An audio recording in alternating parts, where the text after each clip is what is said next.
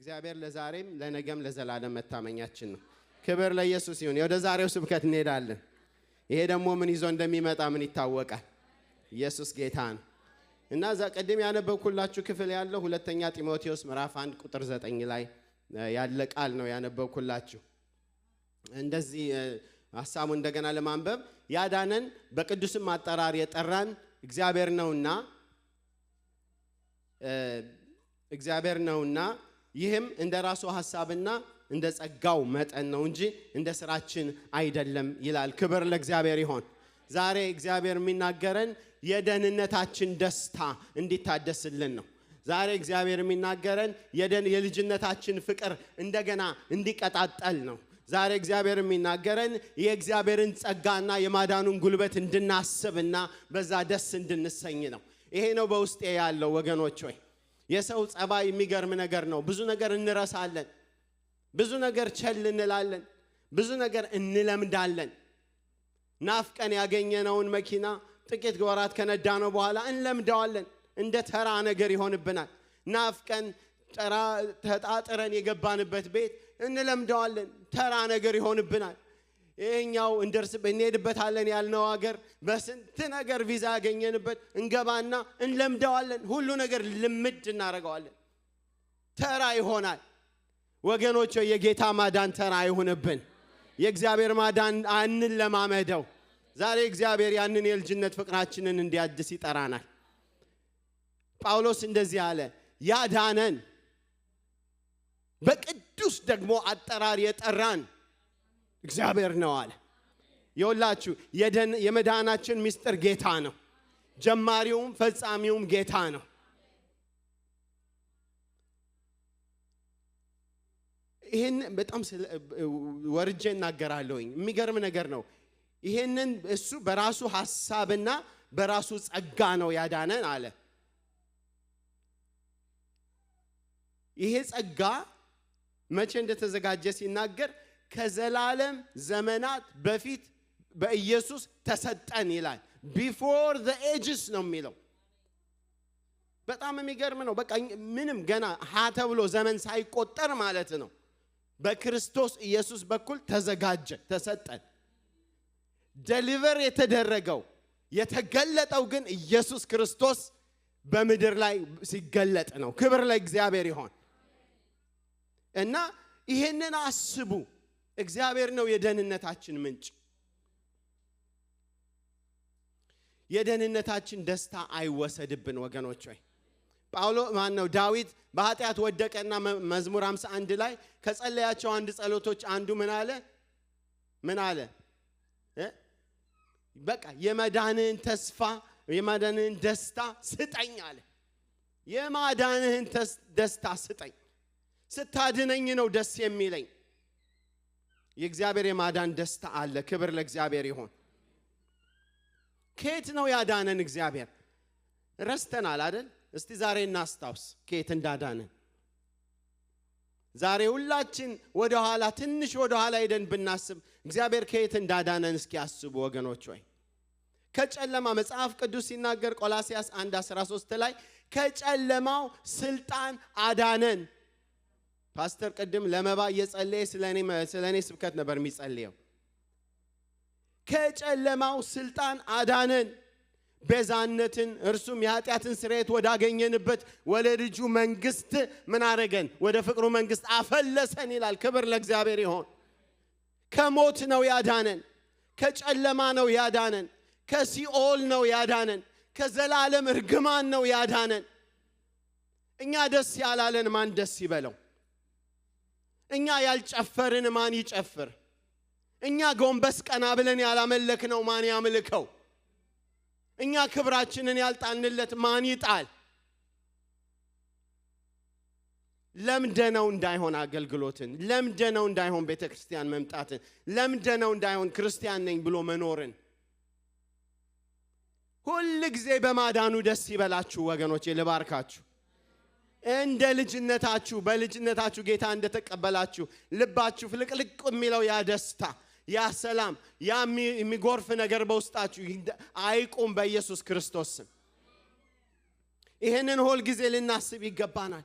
እግዚአብሔር ከየት እንዳወጣን ማሰብ አለብን።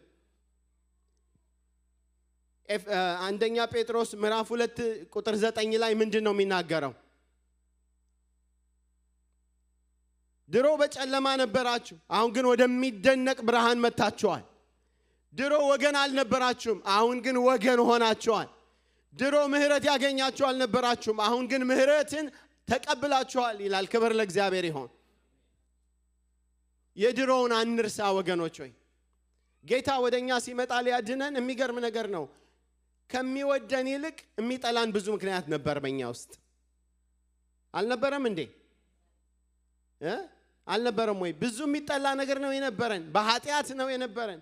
መጽሐፍ ሲናገር በደም ተለውሳ አገኛት ነው የሚለው። መጽሐፍ ሲናገር በደም ውስጥ ተለውሰን እንደነበር ነው የሚናገረው። የሰው ጽድቅ ደግሞ እንደ መርገም ጨርቅ ነው ይላል መጽሐፍ ቅዱስ። የሚያሳፍር የሰው ፊት የማይቀርብ እኛ ጽድቅ ብለን እንኳን የያዝነው ነገር እንደዛ ሆነን በደም ተለውሰን አገኘን። ግን ከበበን፣ ተጠነቀቀልን፣ በምህረቱ ወለደን፣ አዳነን። ክብር ለእግዚአብሔር ይሁን። አረ ክብር ለመድኃኔዓለም ይሁን። ላዳነን ይሁን፣ ለረዳን ይሁን፣ ለተቤዠን ይሁን። እግዚአብሔር ወደኛ እንዲመጣ የሚያደርገው የኛ ማንነት አልነበረም። እግዚአብሔር በፍቅሩ ነው ወደኛ የመጣው፣ በምህረቱ ነው ወደኛ የመጣው። ሁላችሁ የምታውቁትን ኤፌሶን 2 ምዕራፉን እስቲ እናንብበው። ምዕራፍ 2 ለማስታወስ ነው ከየት እንደመጣን። እንረሳለን። ቅድም እንዳልኳችሁ ብዙ ነገር ረስተናል። አሁን ተደላድለን ስለምንኖር፣ አሁን በደስታ ስለምንኖር፣ አንዳንድ ጊዜ ግን ቆም ብለን እግዚአብሔር ከየት እንዳነሳን፣ እግዚአብሔር ከምን ላይ እንዳወጣን፣ ከምን ያህል ሞት እንዳስጣለን ማሰብና በዚያም ደግሞ ሐሴት ማድረግ፣ በዚያም ለእግዚአብሔር ምስጋና ማቅረብ፣ በዚያም እየተደሰቱ ኤክሳይትድ ሆኖ መኖር ያስፈልጋል። ክርስትና እኮ ኤክሳይትመንት ያለበት ህይወት ነው። ኤክሳይት የሚያደርገን እኮ እንደው በደንብ ቢገባን ከዘላለም ሞት ወደ ዘላለም ህይወት፣ ከጨለማ ወደ ብርሃን። ምናልባት አሁን ፉሊ አንደርስታንድ አናረገው ይሆናል። ሁሉን ነገር አንደርስታንድ አናረገው ይሆናል። ሲገለጥ ግን በሙላት እናውቃለን። ኢየሱስ ክርስቶስ ጌታ ነው። እና ኤፌሶን ምዕራፍ 2 ላይ ታውቃላችሁ፣ በበደላችሁና በኃጢአታችሁ ሙታን ነበራችሁ፣ በእነርሱም በዚህ ዓለም እንዳለው እንደሚሰራው በማይታዘዙ ልጆች ላይ አሁን በሚሰራው መንፈስ አለቃ እንደሆነው በአየር ስልጣን እንዳለው አለቃ በፊት ተመላለሳችሁ። በእነዚህ ልጆች መካከል እኛ ሁላችን ደግሞ ምን እናደርግ ነበር? የሥጋችንንና የልቦናችንን ፈቃድ እያደረግን በሥጋችን ምኞት በፊት እንኖር ነበር። እንደ ሌሎቹ ደግሞ ከፍጥረታችን የቁጣ ልጆች ነበርን። ይሄ ነን እኛ የነበርነው። ይሄ ነን እኛ የነበርነው። በእኛ መካከል አንድ ሰው ጻድቅ ነበርኩ፣ እግዚአብሔርን የሚመጥን ጽድቅ ነበረብኝ እኔ ውስጥ፣ ከዚህ የተነሳ ነው መንግሥተ ሰማያት ልገባ መግቢያ መንገድ ያገኘሁት የሚል ሰው አይገኝም። ከኛ አይደለም፣ ከዓለም ሁሉ አንድ ሰው የለም። መጽሐፍ ሲናገር ለጻድቅ ሰው የሚሞት በጭንቅ ለደግ ሰው ምናልባት፣ ነገር ግን ገና ኃጢአተኞች ሳለን ክርስቶስ ስለኛ ሞቷልና እግዚአብሔር ለኛ ያለውን ፍቅሩን ያሳያል ይላል። ሮሜ 5 ውስጥ ገብታችሁ ብታነቡ። ክብር ለኢየሱስ ይሁን። ክብር ለኢየሱስ ይሁን። እኛ እንዲህ ነው የነበርነው፣ ኃጢአተኞች፣ በደለኞች፣ የዚህ ዓለም አለቃ ገዢ የሆነው ዲያብሎስ የሱን ፈቃድ እየተከተል የሥጋችንን ፈቃድ እየተከተል የምንኖር ሰዎች፣ አንዳንዶች በመጠጥ በስካር፣ አንዳንዶች በዝሙት፣ አንዳንዶች በስርቆት፣ አንዳንዶች በውሸት፣ አንዳንዶች በክፋት፣ በብዙ ውጥንቅጥ ዓለማዊና ሰይጣናዊ ህይወት ስንኖር የነበርን ሰዎች ነን። መጽሐፍ ይናገራል። አሁንም የነበርንበት ክፍል አንድ ደስ የሚል ቃል አለ። እስኪ ሁላችሁ ነገር ግን እግዚአብሔር በሉ እስኪ።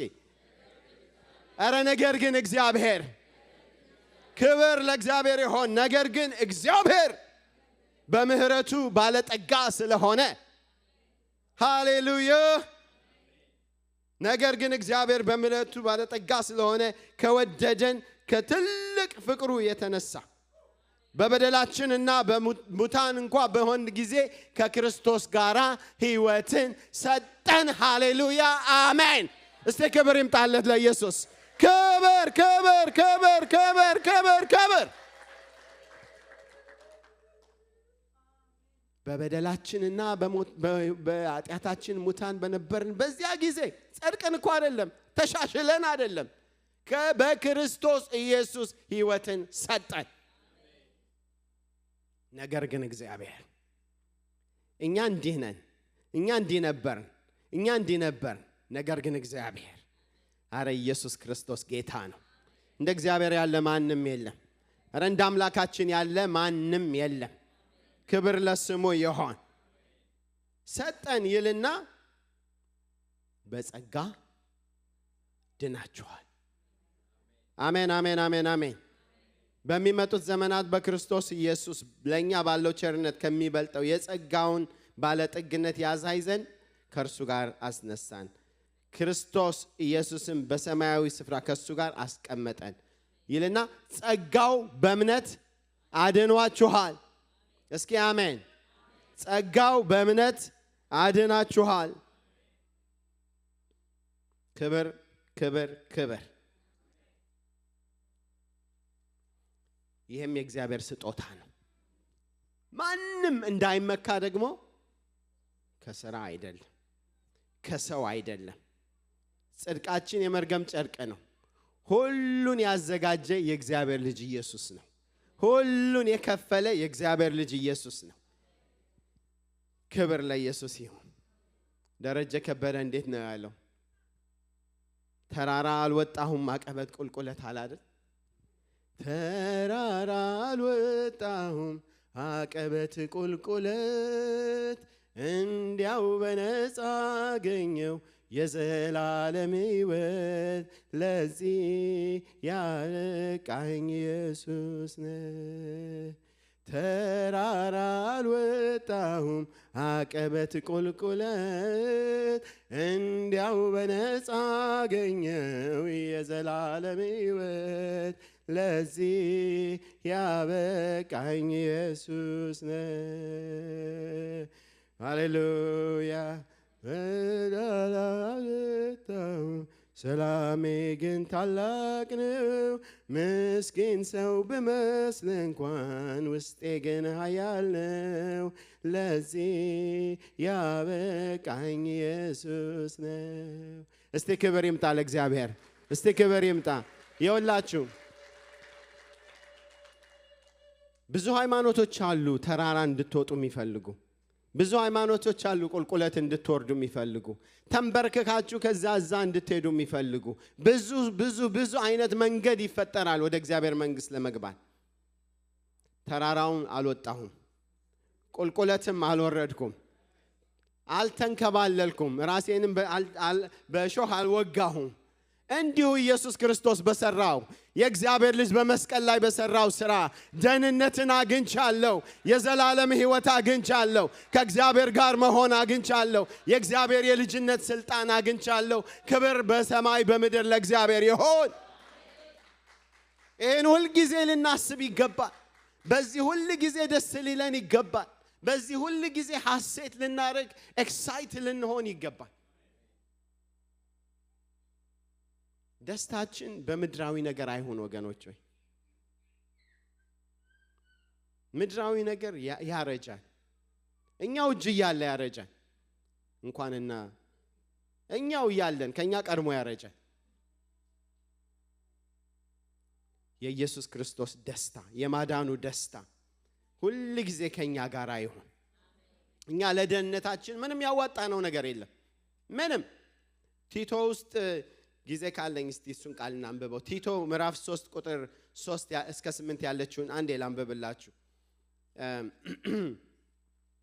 ቲቶ ምዕራፍ 3 ቁጥር 3 ገጽ 195 ላይ ነው በአዲስ ኪዳን።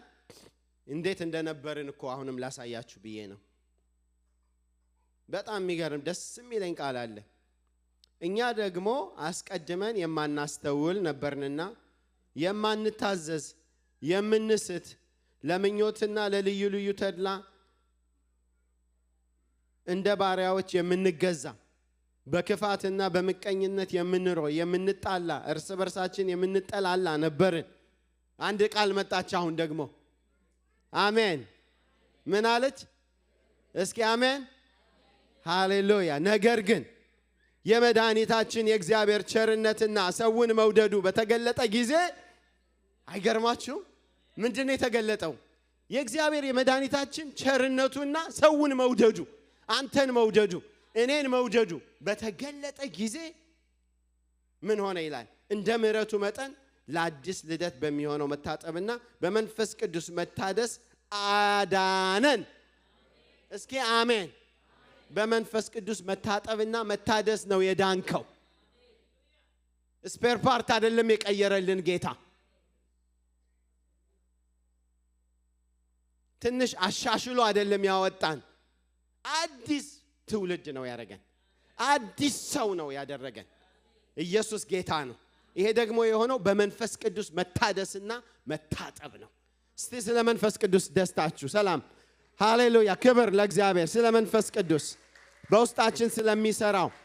ይኸውላችሁ አንድ ጊዜ አድኖን አይተወንም። ወደሱ መጣለሁ። አንድ ጊዜ አድኖን አይተወንም።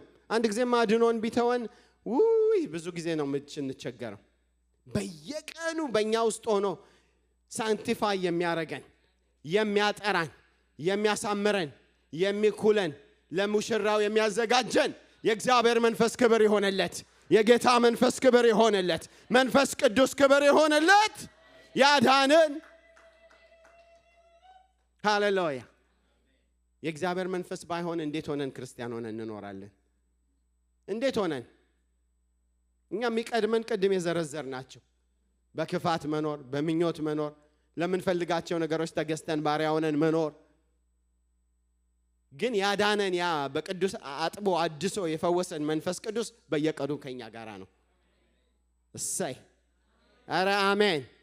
የሚመራን አቅጣጫ የሚሰጠን ይሄንማ ተው እንጂ እያለ የሚመልሰን ኢየሱስ ጌታ ነው። እና ይሄንን ነው ያደረገው። እና ለደህንነታችን እኛ ምንም አላዋጣንም። የእግዚአብሔር የመድኃኒታችን ሰውን መውደዱና ቸርነቱ በተገለጠ ጊዜ የእግዚአብሔር የመድኃኒታችን ቸርነቱና አንተን መውደዱ፣ አንቺን መውደዱ፣ እኔን መውደዱ ሲገለጥ በሕይወታችን ያን ጊዜ ተለወጠን። አዲስ ልደትን አገኘን። ክብር ለኢየሱስ ይሆን። እና የእግዚአብሔር ሐሳብ ነው ይላል። አይገርማችሁ? እግዚአብሔር አንተ እስቲ አጠገባችሁ ያለው ሰው አንተ ድንገተኛ ሰው አይደለም በሉት። ድንገተኛ ሰው አይደለም። ወፍ ዘራሽ አይደለሽም በሏት። ወፍ ዘራሽ አይደለሽም። እግዚአብሔር አስቦ በማይጠፋው ቃሉ አውቆ ነው የወለደህ በሉት። ይኸው ዛሬ አይዴንቲቲ ነው የምናወራው ያለ ነው። እኔ ማን ነኝ? አንቺ ማን ነሽ? አንተ ማን ነህ? የእግዚአብሔር ቃል አንደኛ አሜን ያዕቆብ ምዕራፍ 1 ቁጥር 18 ላይ ያለውን ቃል አንዴ አብረን እናንብብ። ያዕቆብ ምዕራፍ 1 ቁጥር 18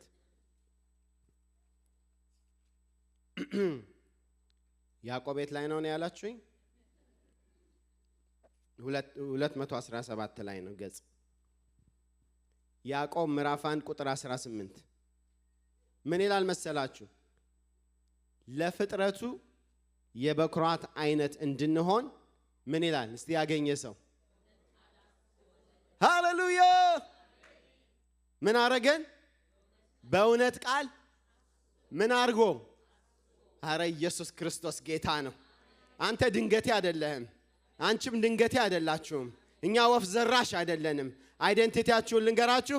እግዚአብሔር አስቦ በእውነት ቃል የወለደህና የወለደሽ የእግዚአብሔር ወንድና ሴት ልጆች ናችሁ። እስቲ ክብር አምጡ ለእግዚአብሔር። ክብር ለእግዚአብሔር ይሆን። ክብር ለእግዚአብሔር ይሆን። ክብር ለእግዚአብሔር ይሆን። እዛ ላይ ጢሞቴዎስ ላይ ምንድነው ያለው? ይሄ የመዳናችን ነገር የጥሪያችን ነገር በእግዚአብሔር በራሱ ሐሳብና ጸጋ መጠን ነው እንጂ እንደኛ አይደለም።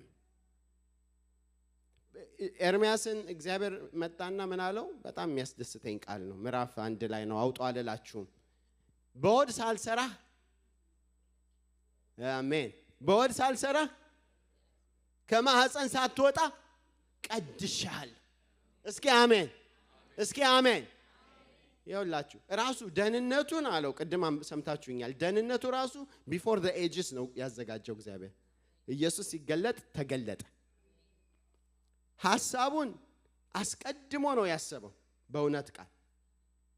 ኤርምያስን መጣና ገና በማህፀን ሳልሰራ ነው እኔ ማቀ ገና ከማህፀን ሳትወጣ ደግሞ እኔ ቀደስኩህ አለ። ኢየሱስ ክርስቶስ ጌታ ነው። ይሄ ነው የሆነው በእኛ ህይወት እንጂ እንደ ባክግራውንዳችን የህይወት መንገዳችን የትና የት ሄዶ ነበር። የትና የት አሁን ተናገሩ ብትባሉ ሁላችሁ ታሪክ አላችሁ። ወይኔ አብረንታንት የሚባል ገዳም ውስጥ ነበርኩ እኔ። ያ እውነት ነው፣ እውነቴን ነው። በእግራችን መሄድ እንለማመድ ነበር እዛ ለመሄድ። እውነትን ፍለጋ፣ ጽድቅን ፍለጋ፣ ህይወትን ፍለጋ፣ እግዚአብሔርን ፍለጋ እና ሌሎቻችሁም እንደዚሁ የራሳችሁ ታሪክ ይኖራችኋል። ብዙ መንገድ እንሄድ ነበር። ነገር ግን እግዚአብሔር የህይወትን መንገድ አሳየን። ምሕረቱን ወደኛ አመጣ፣ ጸጋውን ወደኛ አመጣ። ስለዚህ ጸጋ ሲናገር እንደዚህ ይላል፣ ይሄ ጸጋ ከዘላለም ዘመናት በፊት በክርስቶስ ተሰጠን ይላል። before the ages began የእግዚአብሔር ጸጋ ተሰጠን። ስለዚህ ጸጋ ቲቶ 2:11 ሁላችሁ የምታውቁት ቃል ምን ይላል? ሰዎችን ሁሉ የሚያድን የእግዚአብሔር ጸጋ ተገልጧል። እስኪ አሜን። ሰዎችን ሁሉ የሚያድን የእግዚአብሔር ጸጋ ተገልጧል። ምንም እንትን የለውም፣ ለሁሉ ነው የተሰጠው። ለሀብታሙም የእግዚአብሔር ጸጋ ተሰጥቷል፣ ለድሃው የእግዚአብሔር ጸጋ ተሰጥቷል። ለተማረው የእግዚአብሔር ጸጋ መጥቷል፣ ላልተማረው የእግዚአብሔር ጸጋ መጥቷል። ለነጩ የእግዚአብሔር ጸጋ መጥቷል፣ ለጥቁሩ የእግዚአብሔር ጸጋ መጥቷል። ሰዎችን ሁሉ የሚያድን የእግዚአብሔር ጸጋ ተገልጧል። ስለ ጸጋው እግዚአብሔር የተመሰገነ ይሁን። ሳያዳላ ሰውን የሚያድን በሌላ ክራይቴሪያ የሚሰጥ ቢሆን እኮ ሁላችን ፊልተርድ አውት ሆነን ነበር። ጎልፍ ክለብ አሁን ሜምበር እንሁን ብትሉ እሺ ያስገቧቸዋል? ብሯን ይዛችሁ ብትሄዱም አያስገቧችሁ። እንኳንና የእግዚአብሔር መንግስት። ምክንያቱም የራሳቸው ክራይቴሪያ ያላቸው። እንዲህ አይነት ሰው መሆን አለብህ፣ እንዲህ አይነት ዘር መሆን አለብህ፣ እንደዚህ አይነት ስታተስ ያለ ሰው መሆን አለብህ እና አትገቡም ብለው ለመከልከል ራሱ የሜምበርሺፕ ፊው 100,000 200,000 ምናምን ነው ሜምበርሺፕ ብቻ። ስለዚህ ባይዛት ምን ያደርጋሉ? ኤክስክሉድ ያደርጓቸዋል ማለት ነው ባጭር ቃል። ስለዚህ ሰው የሚሰጠው ቢሆንን ይሄንን ጸጋ ሁላችን ከድንበር ባሻገር ነበር ምን ሆነው። ስለ ምሕረቱ እግዚአብሔር የተመሰገነ ይሁን። ስለ ጸጋው እግዚአብሔር የተመሰገነ ይሁን። የእግዚአብሔር ቃል ሲናገር ጸጋው በእምነት አድኗቸዋል ይላል። ክብር ለኢየሱስ ይሁን። እንዲህ ነው የሆነው። ጸጋው የሰራውን ልንገራችሁ። ዘ ግሬት ኤክስቼንጅ የሚባለውን ታውቃላችሁ አይደለ? ኢየሱስ በመስቀል ላይ የተሰቀለውና የሞተው በራሱ ኃጢአት አይደለም። ምክንያቱም እሱ ኃጢአት አያውቀውም። ክብር ለኢየሱስ ይሁን። ኃጢአት አልነካውም። ግን ኢየሱስ በመስቀል የተሰቀለው በእግዚአብሔር ሉዓላዊ ሐሳብ፣ በእግዚአብሔር ዘላለማዊ ሐሳብ ስለኔ ኃጢአት፣ ስላንቺ ኃጢአት፣ ስላንተ ኃጢአት፣ ስለ ዓለም ሁሉ ኃጢአት በመስቀል ላይ ተሰቅሏል።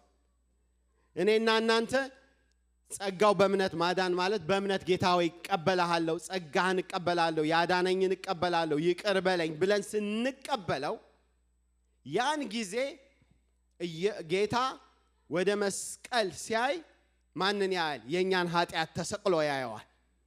ዘወር ብሎ ወደ እኔ ሳይ ኢየሱስን በእኔ ውስጥ ያየዋል። ይሄ ነው ጀስቲፊኬሽን ማለት። ሃሌሉያ! እስቲ የገባው ሰው ያጨብጭብ ለእግዚአብሔር። ይሄ ዘ ግሬት ኤክስቼንጅ የሚባለው ይሄ ነው። በቃ እግዚአብሔር መስቀል ላይ ሲያይ የኔን ኃጢአት ነው የሚያየው። ዘወር ብሎ እኔን ሲያይ ኢየሱስን እኔ ላይ ያየዋል። ንጹህ የሆነውን ኃጢአት የሌለውን ክቡር የሆነውን በእግዚአብሔር ፊት ሙሉ መስዋዕትነት ይዞ የቀረበውን ምንም ግድፈት የሌለበት የአዲስ ኪዳን በግ የሆነውን ኢየሱስን በእኔ ላይ ያየዋል። ስለዚህ ነው እኔ ጀስቲፋይድ የሆንኩት። እነዚህ ጴንጤዎች እፍረት የላቸውም። አሁን ብሞት ወደ መንግስተ ሰማይ ነው የምገባው ይላሉ ሰዎች፣ ይጠይቃሉ። መመጻደቅ ይመስላቸዋል። መመጻደቅ አይደለም። ራሴን አውቃለሁ ብመዘን እንደምወድቅ።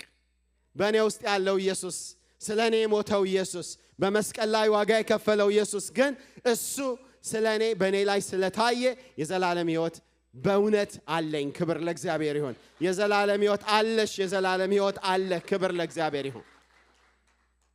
ይሄ ነው የሆነው። the great exchange ማለት ይሄ ነው። በቃ ኃጢአታችንን ከፈለ፣ መተላለፋችንን ወሰደ፣ ስለኛ ደቀቀ። በሱ ሆነን እኛ ሕይወት እንዲኖረን። ከዛ ሌላ ቃል ይናገራል አይደል? ያዳነን በቅዱስ አጠራር የጠራን። እስቲ የተጠራችሁበትን አስቡ ወገኖች። ከየት እንደተጠራችሁ እስቲ አስቡ። ከየት ጓዳ እንደተጠራችሁ አስቡ። ከየት ቦታ እግዚአብሔር እንዳነሳችሁ እስቲ አስቡ። ትንሽ ጊዜ ልስጣችሁ። ልባችን ይሄን አይርሳ ወንድሞች ሆይ። ስለ ሁላችን ሲናገር አሁን አላነበውም። አንደኛ ቆሮንቶስ ምዕራፍ 1 ከቁጥር 26 ጀምሮ ለምትጽፉ ሰዎች አንደኛ ቆሮንቶስ ምዕራፍ 1 ከቁጥር 26 ጀምሮ ጳውሎስ በትክክል ይነግረናል ምን እንደሆነ። እንዲህ ይላል፣ በቃ የዓለምን ጥበብ ለማሳፈር እግዚአብሔር ማንን መረጠ ይላል? ሞኙን። አንተ ሞኝ ነህ፣ አንቺ ሞኝ ነሽ፣ እኔ ሞኝ ነኝ። ኃያላኖችን ለማሳፈር ፈልጎ እግዚአብሔር ደካማውን እየፈለገ፣ ይሄም አሁን ጴንጤ ነኝ ነው የሚለው ይባላል። አሁን ይችም ደካማውን እግዚአብሔር እየሄደ እየለቀመ ደካማ እንዳውም ደግሞ በቃ እነዚህ የከበሩትን ለማሳፈር ምናምንቴውን መረጠ ይላል። ምናምንቴ። እስቲ አንተ ምናምንቴ ነበርክ በሉት። አሁን እንኳን አይደላችሁ። ነበርክ። አሁንማ ሌላ ነው ታሪኩ። ኢየሱስ ገብቷል በመካከል። አረ ኢየሱስ ጌታ ነው። እና እግዚአብሔር አጠራሩን ተመልከቱ።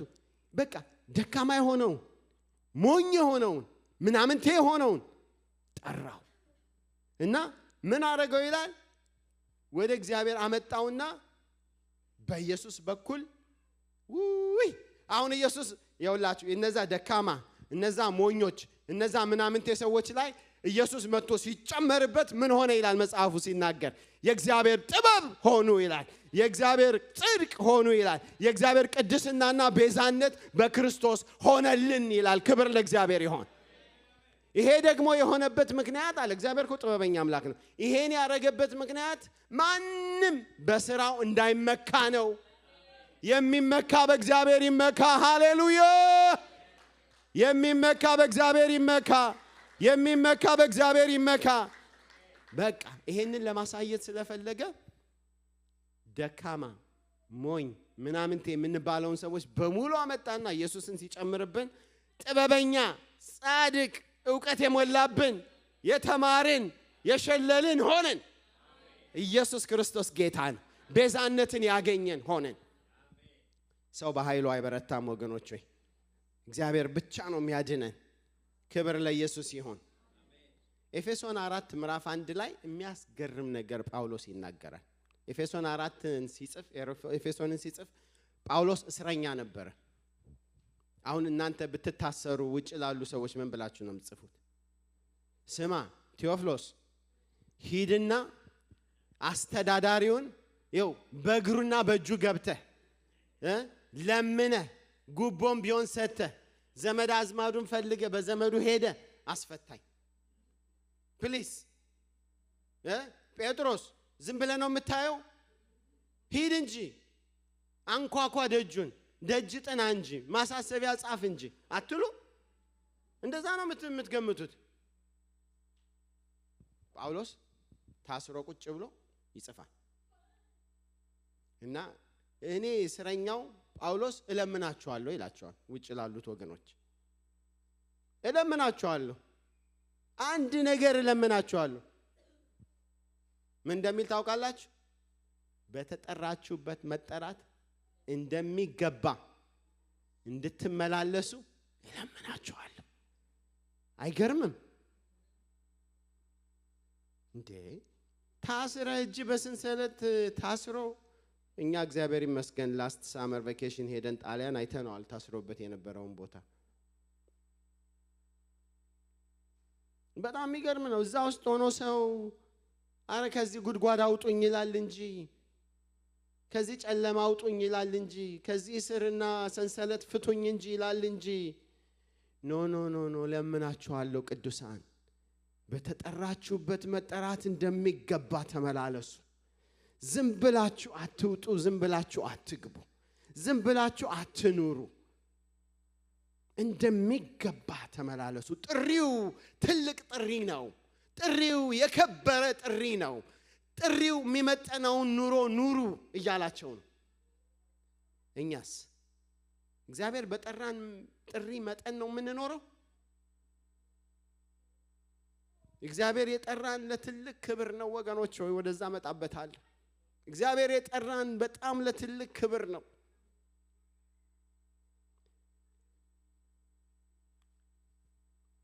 ለእግዚአብሔር ጥሪ የሚመጥን ኑሮ ልንኖር ይገባናል ወገኖች። አበረታታችኋለሁ፣ ራሴንም እናንተንም አበረታታለሁ። በድንገት አንኑር፣ ዝም ብለን እንደመጣልን አንኑር ወገኖች ሆይ። ሌላው እንደሚኖር አንኑር፣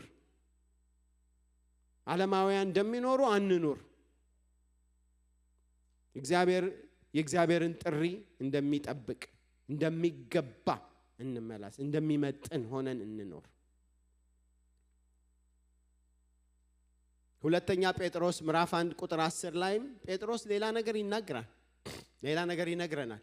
ማላነበው ጊዜ እንዳላስረዝም ብዬ ነው።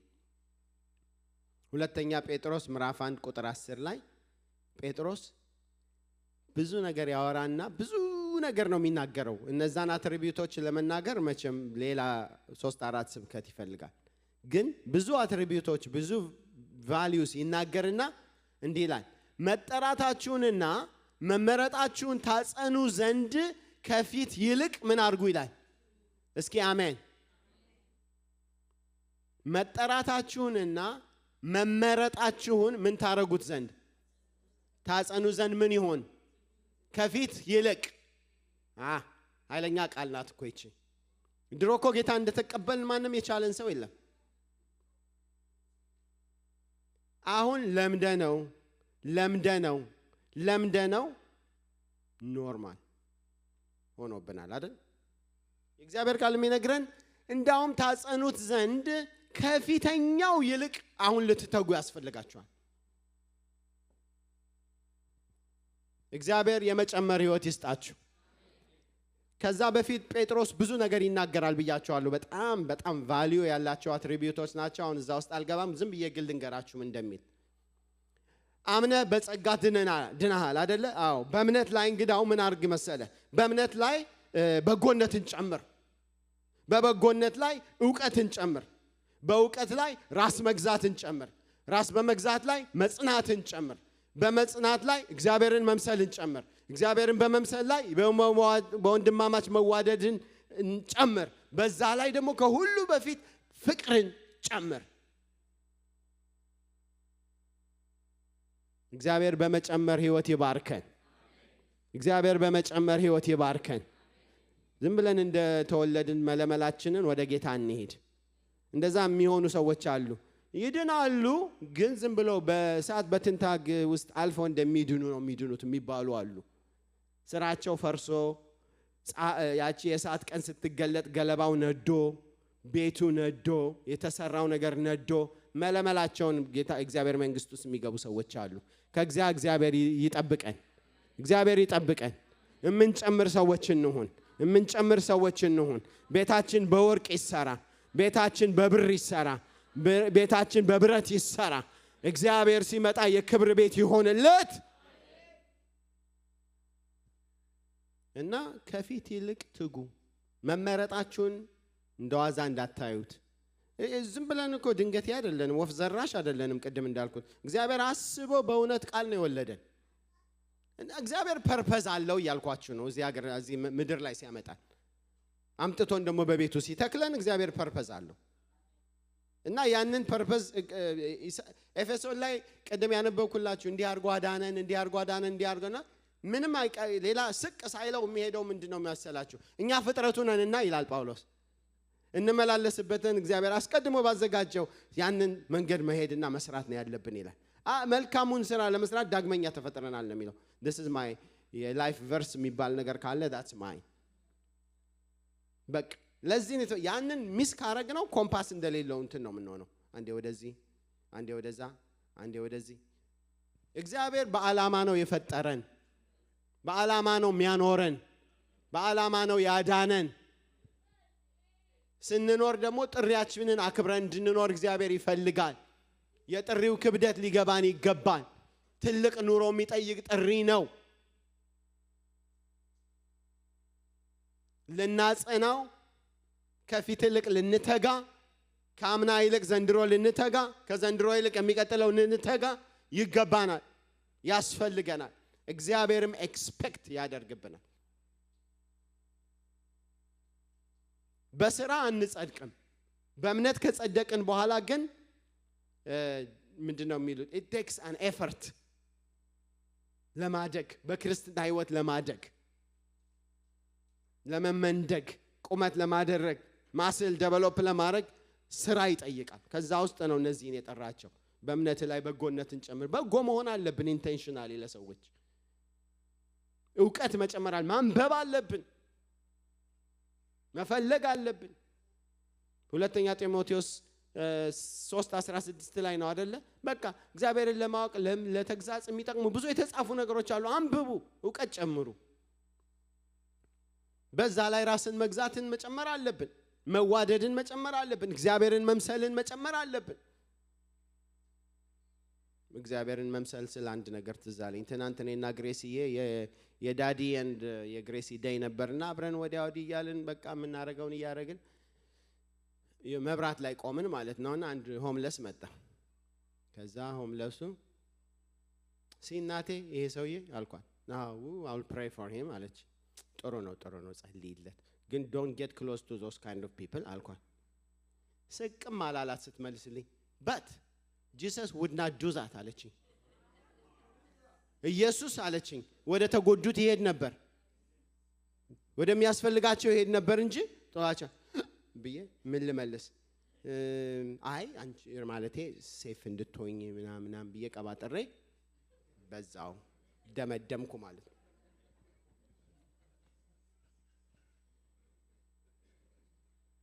እኔ እሷን ፕሮቴክት ማድረጌ ነው። ከዛ ጋር በፍጹም አላያያዝኩትም ነበር። እሷ ግን ልቧ ያለው ከኢየሱስ ጋር ነውና ኢየሱስ እኮ ቢሆን ይሄን አያረግም፣ አልፎት አይሄድም ብላ የዛን የባልንጀራህ ማን ነው የሚለውን ታሪክ መንገር ጀመረች ለኔ። አሜዚንግ። ክብር ለእግዚአብሔር ይሁን። በልጆቻችን ይሄንን ያስቀመጠ እግዚአብሔር ስሙ ለዘላለም የተባረከ ይሁን። ክብር ክብር ክብር ክብር ክብር ክብር ክብር። ሃሌሉያ። እና መጨመር አለብን ልላችሁ ነው። የመጨመር ህይወት ያስፈልገናል። እግዚአብሔር ስሙ የተባረከ ይሁን። ዲሊጀንት መሆን አለብን። በቃ ዲሊጀንስ ያስፈልገናል። ከፊት ይልቅ እንትጋ ወገኖች። አንዳንድ አባባሎች አሉ እኔ ማልወዳቸው። ክርስትና ድሮ ቀረ፣ በጣም አልወድም። ክርስትና ኢትዮጵያ ቀረ፣ በጣም አይስማማኝም። ክርስትና ዛሬም ሕያው ነው። ኢየሱስ ዛሬም ሕያው ነው። መንፈሱ ዛሬም ሕያው ነው። ስለዚህ እነሱ በዛ መንፈስ ውስጥ ሆነን ዛሬ ቀኑ ተሰጥቶን ሳለ እግዚአብሔርን ማገልገል፣ መንግስቱን ማገልገል እና የሚገባንን መወጣት የኛ ኃላፊነት አለብን። ክብር ለኢየሱስ ይሁን።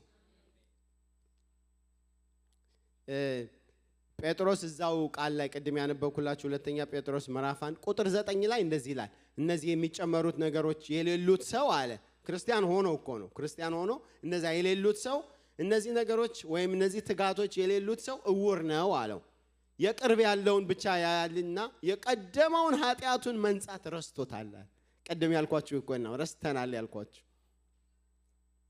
ኃጢአታችን መንጻታችንን ረስተነዋል። እና ምንድነው የሚለው? ይሄ እነዚህ ትጋት የማያሳይ ሰው የድሮውን ኃጢአቱን ረስቶ ሾርት ሳይትድ ነው። እዚቹ ያለችውን ብቻ ነው የሚያየው። እግዚአብሔር ግን የሚፈልገን እነዛ የሚያረጉትን ሰዎች እነዛ ደግሞ ልባሞቹ ደግሞ ሎንግ ሳይትድ ናቸው። የድሮውንም ያስባሉ፣ ከየት እንዳወጣቸው ያስባሉ። ስለዚህ ፍቅሩ በውስጣቸው ሕያው ነው፣ አዲስ ነው፣ ትኩስ ነው። ስለዚህ ወጥተው መናገር ይችላሉ፣ መመስከር ይችላሉ። ፍቅሩን ለእግዚአብሔር ለሌሎችም ሰዎች መናገር ይችላሉ። ምን ልላችሁ ነው? ስለ ደህንነት እናውቃለና ደህንነታችን ሳልቬሽናችን ኢንስታንት ነው አይደለ? ቅጽበታዊ ነው አይደለ? ያ በጌታ በኢየሱስ ክርስቶስ ቀኝ ተሰቅሎ የነበረው ሰው በቃ አመነ፣ ወደ እግዚአብሔር መንግስት ገባ። ምንም እሱ ሌላ ፕሮሰስ ውስጥ አልሄደም። ኦኬ ፎርቹኔትሊ ነው አንፎርቹኔትሊ እኛ ግን ሌላ ፕሮሰስ አለን። ምክንያቱም ሰውየው በስጋ ሽው ስላለ በቃ ሌላ ጊዜ ያስፈልገው አምኖ ድኗል። እኔና እናንተ አምነን አልሞትንም፣ ግን በስጋ እስከዛች ቀን ድረስ ከዳንበት ቀን ወደ ጌታ እስከምንሄድበት ቀን ወይም ጌታ ራሱ እስከሚመጣበት ቀን ድረስ ሌላ ፕሮሰስ አለው። የደህንነታችን ሌላ ፕሮሰስ አለ። ስለዚህ የመጀመሪያው ጌታን አምነን ስንድን ቅድም ያልኳችሁ ጀስቲፊኬሽን ይባላል። እግዚአብሔር ግሬት ኤክስቼንጅ ያልኳችሁ ማለት ነው። አይቶ በቃ በእኔ ላይ የክርስቶስን ጽድቅ አይቶ ጻድቅ ነው ብሎ ፖዚሽናሊ እኔን ጻድቅ አድርጎኛል። ምክንያቱም በእግዚአብሔር አብ ቀኝ አብሮ ሰወረን አስቀመጠን ይላል የእግዚአብሔር ቃል። ክብር ለስሙ ይሁን። by position I am at the right hand of God። እስኪ የሚያምን ሰው አሜን። ፈራችሁ እንዴ? እግዚአብሔር ቀኝ ነው ያላችሁት። በፕራክቲስ በኑሮ ግን ገና እያነከስን ነው። እዚህ ጋር ሁላችን አንድ ነን አይደል? አይደለ? እናነክሳለን። አንድ ቀን በተራራ ህይወት እንኖራለን ድል በድል። ሌላ ቀን አንዱ ያላሰብነው ነገር መጥቶ ጠልፎ ይጥለናል። አንዱ ያናድደናል፣ አንዱ ያናግረናል፣ ወድቀን እንገኛለን። ይሄ ስትራግል ያለበት ህይወት ግን ምን ይባላል? ሳንቲፊኬሽን ፕሮሰስ ይባላል። የመቀደስ የመንጻት ቅድም ያልኳችሁ ያዳነን ያጠመቀን ቅዱስ መንፈስ ግን በየቀኑ ያንን ያረጋል። ስለዚህ ደህንነታችን ኮንቲኒየስ ፕሮሰስ ነው። ምንም እንኳን ኢንስታንትሊ ፖዚሽናችን ቢቀየር በየቀኑ ፕሮሰስ አለው። ክብር ለእግዚአብሔር ይሁን። አራድኖ የሥራ ያውጣ ያላለን እግዚአብሔር ክብር ስጡት። በቤቱ ያኖረን ክብር ስጡት። እንዴ እሱ እንደዛ ባይዘንኛ እንዴት አድርገን ነው እዚህ የምንደርሰው? ክብር ለጌታ ይሁን። መጽሐፍ ቅዱስ ፊልጵስዩስ 2:12 ላይ በፍርሃትና በመንቀጥቀጥ በየቀኑ ምን አድርጉ ይላል? ደህንነታችንን ኤቭሪዴይ ማሰብ እንዳለብን ነው የምነግራችሁ። ኤቭሪዴይ በፍርሃትና በመንቀጥቀጥ ደህንነታችንን ማሰብ አለብን፣ መፈጸም አለብን። የሚፈጸም ምን ሰራው ነገር አለ። ኖ ለሚባለው ኖ እያለን እዚህ ውስጥ የለሁም እያለን ጽድቅ ለሆነው ነገር ደግሞ እየበረታን እየጨመርን መሄድ አለብን። እና ይሄ እግዚአብሔር ኤክስፔክት የሚያደርግብን ነገር ነው። እንዳልኳችሁ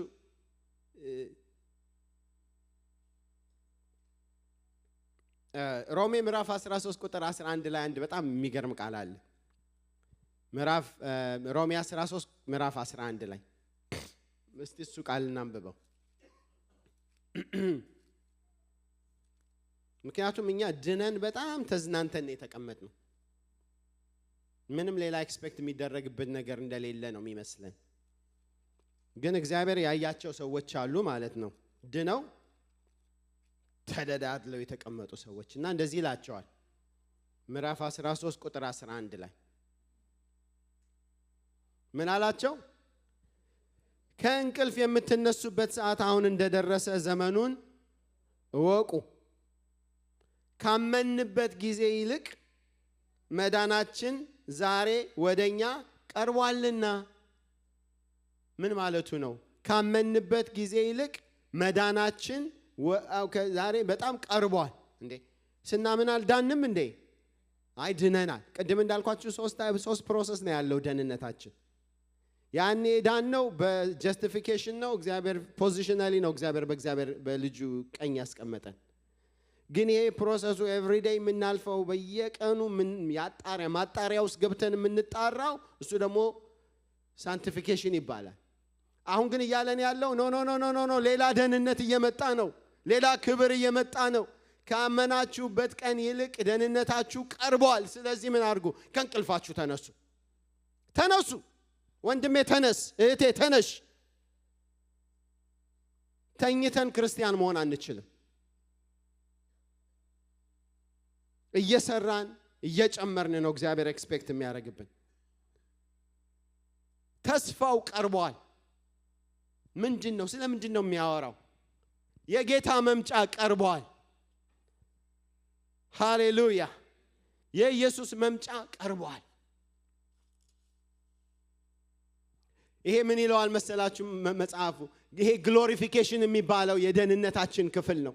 አረ ኢየሱስ ክርስቶስ ጌታ ነው። ኢየሱስ ክርስቶስ ጌታ ነው። ሮሜ 8:30 ላይ የምታውቁት ቃል አለ።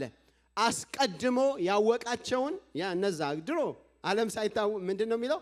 ገና ሳትፈጠር አውቄሃለሁ አይደለ? በማህፀንም ሳትወጣ ቀድሼሃለሁ ነው አይደል የሚለው እግዚአብሔር። እነዛን ድሮ ማንም ሳያውቃቸው ገና ዓለም ሳይፈጠር ያወቃቸውን ሰዎች እግዚአብሔር ምን አረገ? የልጁን መልክ እንዲመስሉ ወስኗል አለ። እስቲ አሜን አሜን። ይሄ ሳንቲፊኬሽኑ ስራው የልጁን መልክ እንድንመስል ነው። ይሄ አሁን ጣሊያን ሀገር የሄዳችሁ ሰዎች ታውቃላችሁ። አቤት የሰሩት ይሄ ስካልፕቸር የሚባል ነገር እንደዚህ አድርገው እቺን አድርገው ያንን አድርገው ልክ ያንን ዴቪድን እስኪመስል ድረስ ወይም አንድ የሚሰሩትን ሰው እስኪመስል ድረስ በመሮ በመናምን እየሰቀሰቁ ድንጋዋን እንትን እያረጉ ነው የሚሰሯል። እሱ ላይ ፕሮሰስ ላይ ነው ያለ ነው። እኛ ግን እግዚአብሔር ኦልሬዲ ወስኗል የልጁን መልክ እንድንመስል። ክብር ለኢየሱስ ይሁን።